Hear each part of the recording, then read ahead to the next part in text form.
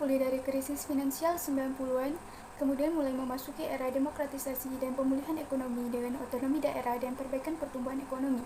Mekanisme yang dilakukan oleh pemerintah melalui perlindungan sosial dan jaminan sosial yang melindungi dan memberikan keamanan ekonomi, juga kesejahteraan bagi individu maupun keluarga yang rentan terhadap ketidakpastian sosial dan ekonomi.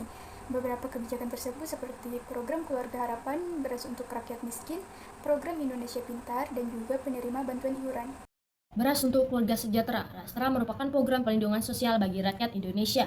Hadiran Rastra di Indonesia disebabkan karena terjadinya krisis pangan nasional di Asia pada tahun 97. Tujuan subsidi Rastra adalah untuk mengurangi pengeluaran rumah tangga yang pendapatannya rendah atau keluarga sejahtera. Meskipun pada saat ini beras mengalami kenaikan harga, namun penerima manfaat Rastra tetap mendapatkan harga di bawah pasaran. Pada saat ini program Rastra diintegrasikan dengan program bantuan pangan non-tunai. Cakupan Rastra hampir dari setengah penduduk Indonesia mendapat bantuan Rastra. Namun, cakupan Rastra ditetapkan bagi mereka yang bekerja secara informal, pengangguran, dan mencakup mereka yang tidak termasuk dalam angkatan kerja di Indonesia. Dalam pendistribusian Rastra, terjadi kesenjangan antara harga yang telah dijanjikan kepada penerima manfaat Rastra, sehingga target yang ditentukan untuk penerima manfaat Rastra tidak sesuai. Pemerataan Rastra, penerima manfaat Rastra baik daerah perdesaan maupun daerah perkotaan. Dalam pemerataannya terjadi kesalahan terutama di perdesaan, karena masih tingginya cakupan desil kaya dibanding daerah perkotaan, atau tidak tepat sasaran. Akan tetapi, desil yang lebih miskin lebih banyak menerima manfaat Rastra. Rastra turut memberikan hasil yang positif. Melalui subsidi yang telah diberikan, dapat membantu penerima manfaat Rastra untuk mengkonsumsi pangan, dan juga memberikan ketahanan pangan bagi penerima Rastra dari guncangan ekonomi. Efisiensi program Rastra dapat terlihat dari pengurangan kesenjangan kemiskinan terhadap biaya program. Rastra memiliki efisiensi pengurangan kemiskinan sekitar 16,8% dan pengurangan kemiskinan ekstrim sekitar 5,8% dari program Rastra yang dijalankan. Program Indonesia Pintar merupakan bantuan berupa uang tunai, perluasan akses, dan kesempatan belajar dari pemerintah yang diberikan kepada peserta didik yang berasal dari keluarga miskin atau rentan miskin untuk membiayai pendidikan. Adapun penerima KIP adalah peserta dari PKH dan KKS atau anak yatim piatu ataupun peserta didik yang terkena bencana alam. Adapun besaran bantuan PIP untuk SD 450.000, SMP 750.000 per tahun, dan SMA 1 juta per tahun. PBI merupakan program bantuan sosial dalam bidang kesehatan nasional yang diselenggarakan oleh BPJS. Cakupan PBI belum sepenuhnya merata, khususnya di daerah-daerah yang ada di Indonesia. Program ini disalurkan kepada masyarakat miskin dan hampir miskin yang mana mereka tidak perlu membayar iuran BPJS setiap bulannya karena sudah ditanggung oleh pemerintah. Meski penerimaan PBI sudah cukup meningkat tiap tahunnya, akan tetapi layanan yang diberikan belum cukup maksimal. Adalah bantuan tunai bersyarat program Keluarga Harapan PKH. Program PKH yang diluncurkan pada tahun 2007, tujuan utamanya adalah untuk meningkatkan status gizi anak-anak, ibu hamil, mengurangi kesenjangan kemiskinan, serta meningkatkan tingkat pendidikan anak-anak di rumah tangga miskin.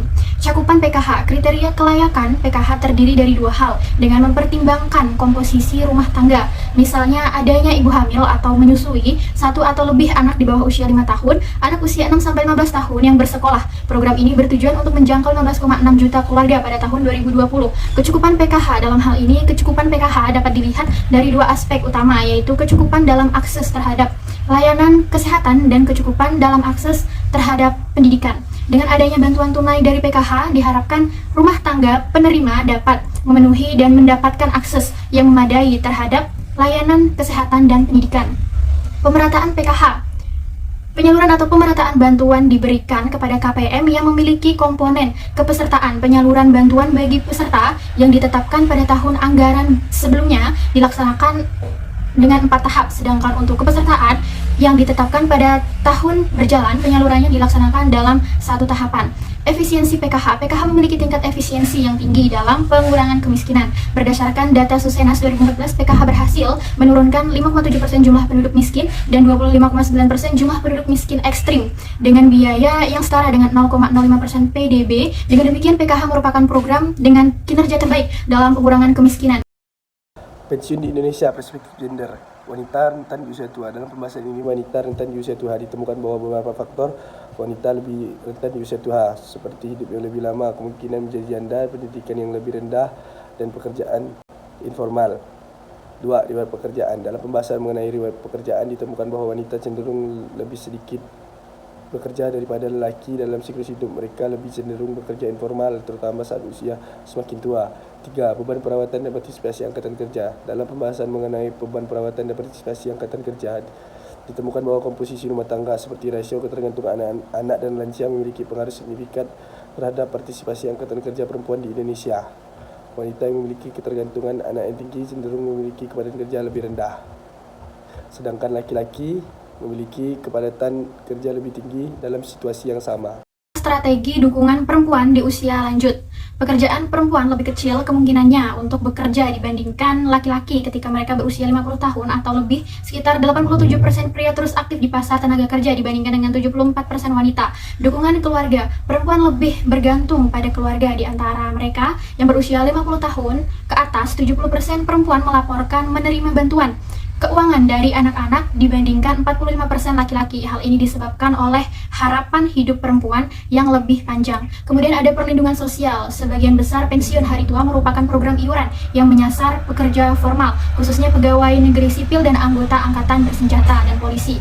Cakupan pensiun untuk pensiunan masih rendah, yaitu sekitar 1/4 dari populasi. Kemudian ada implikasi untuk sistem pensiun. Dalam pembahasan mengenai implikasi untuk sistem pensiun, ditemukan bahwa perbedaan gender dalam partisipasi angkatan kerja dan jenis pekerjaan memiliki dampak yang signifikan terhadap sistem pensiun. Selain itu, perempuan juga lebih rentan di usia tua karena harapan hidup yang lebih lama dan kemungkinan menjadi janda. Selain itu, perluasan bantuan sosial untuk lansia juga perlu dipertimbangkan guna untuk memberikan perlindungan yang lebih baik bagi perempuan.